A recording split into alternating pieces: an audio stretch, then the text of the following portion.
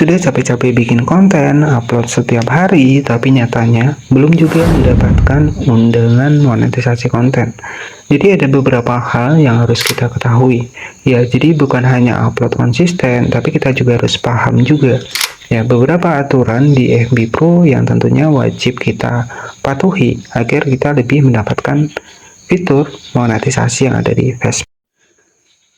Baik, konten kreator FB Pro. Jadi sudah aktif konten, sudah konsisten, tapi monetisasi konten belum juga kunjung datang. Jadi apa sih penyebabnya? Kita akan bahas ya. Jadi di sini kita langsung masuk ke Facebook ya. Baik, jadi di sini saya sudah masuk di dashboard profesional, di mana di sini sudah ada fitur pembayaran, monetisasi bintang, iklan stream langganan, monetisasi konten, dan juga kemitraan afiliasi, dan juga ada iklan kemitraan juga.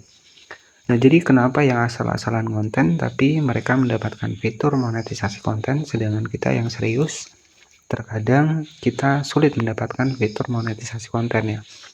Jadi sebenarnya gini teman-teman ya, jadi untuk tren yang misalkan FLKS sebenarnya itu memang tidak diperbolehkan di FB Pro. Jadi untuk syarat yang pertama ya kita mematuhi kebijakan partner ya, kebijakan di Facebook. Jadi apa saja kebijakan-kebijakan yang ada di Facebook yang harus kita pahami ya.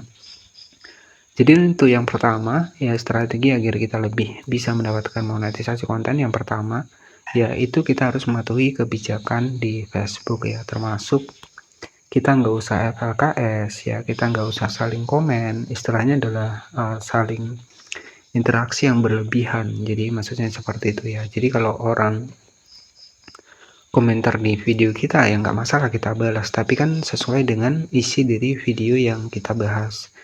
Jadi biasanya kebanyakan kesalahannya di sini adalah kita komentar yaitu mengharapkan untuk saling follow, saling like. Nah, itu sangat disayangkan ya. Ketika kita melakukan aktivitas seperti itu di FB Pro ya mungkin akan sulit untuk kedepannya bisa mendapatkan monetisasi konten ya. Sebenarnya untuk fitur dari gotong royong, saling follow itu yang merugikan buat akun kita. Ya sulit mendapatkan fitur monetisasi. Karena untuk akun kita itu terdeteksi aktivitas yang mungkin tidak wajar dan itu dilarang di FB Pro ya. Jadi gimana kalau konten yang biasa-biasa saja tapi malah mendapatkan monetisasi konten ya, karena mereka hanya fokus upload saja ya, fokus upload, kemudian hal-hal yang memang dilarang di FB Pro itu tidak mereka kerjakan ya. Jadi seperti itu. Baik, jadi pahami terlebih dahulu di bagian dari kebijakan monetisasi konten. Kita langsung masuk ke Google Chrome. Di sini ada kebijakan monetisasi konten, kebijakan monetisasi partner. Ya, kita masuk seperti ini. Jadi di sini itu sebenarnya kita harus mematuhi kebijakan konten yang ada di FB. Jadi kebijakan-kebijakan yang ada di Facebook di sini itu harus kita pahami, seperti mematuhi kebijakan monetisasi konten.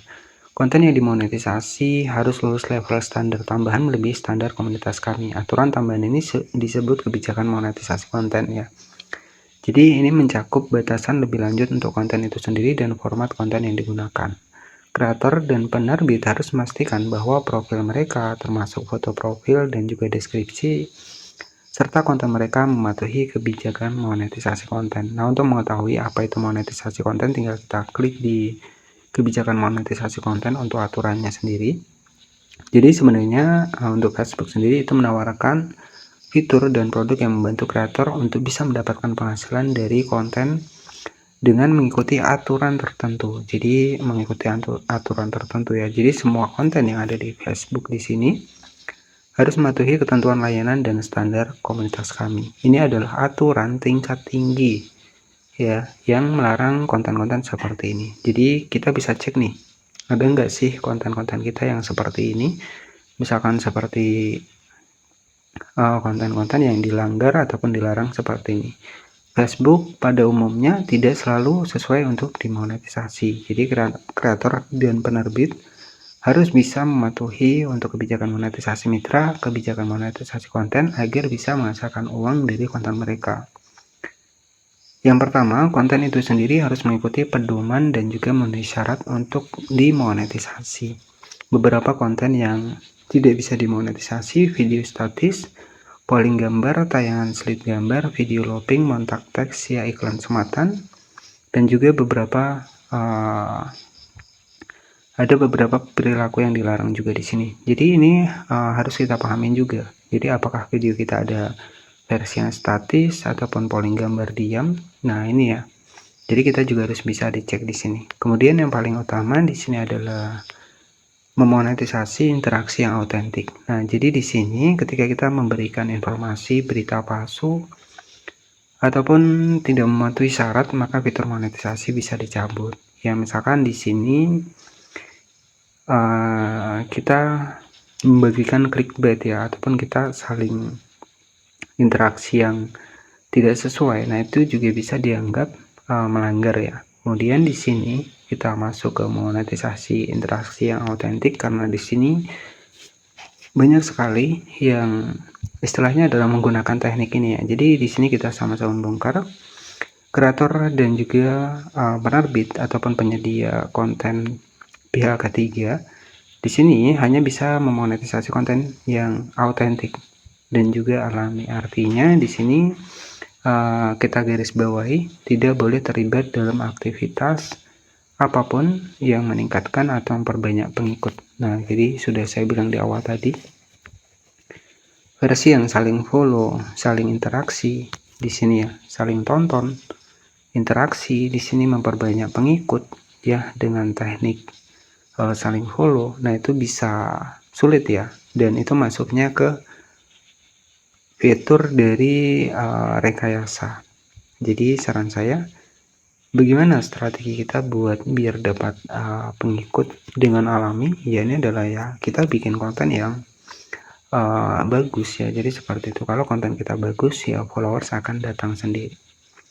Jadi hal-hal termasuk saling tonton, interaksi, dan juga saling mengikuti di sini ataupun saling komentar, misalkan saling follow seperti itu masuknya ke dalam fitur rekayasa. Jadi rekayasa seperti ini dilarang ya, dan itu biasanya yang menyebabkan buat kita itu sulit mendapatkan fitur monetisasi konten. Jadi seperti itu. Jadi kita harus paham juga di bagian dari aturan ataupun kebijakan monetisasi konten yang ada di Facebook ya. Jadi kenapa orang yang biasa saja kontennya tapi mendapatkan monetisasi konten ya, karena mereka mematuhi, misalkan hanya khusus upload saja, kemudian juga yang penting konsisten saja, dan buat video yang bagus, video original, video sendiri. Nah, itu mungkin insya Allah akan lebih cepat ya mendapatkan fitur monetisasi konten. Nah, mungkin kita juga bisa dicek, cross check kembali untuk di bagian video kita, apakah video kita ada yang melanggar ataupun ada yang dibisukan ya, ataupun ada yang dihapus. Nah, itu bisa dicek kembali.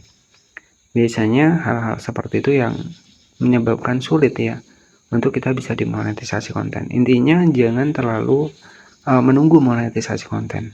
Jadi di FB Pro ini ya, kita yang terpenting kita upload video terlebih dahulu, pahami juga aturannya, dan tentunya di sini kita jangan terlalu berharap di FB Pro saja ya. Jadi sambil menunggu di FB Pro tetap jalan, kita juga harus jalan di platform yang lainnya. Karena kerjaan sampingan itu tidak bisa kita mengandalkan satu platform saja. Nah, itu pesan dari saya mungkin buat teman-teman semua. Jadi mungkin seperti itu saja, kenapa sudah rajin posting ataupun sudah konsisten tapi belum mendapatkan monetisasi konten.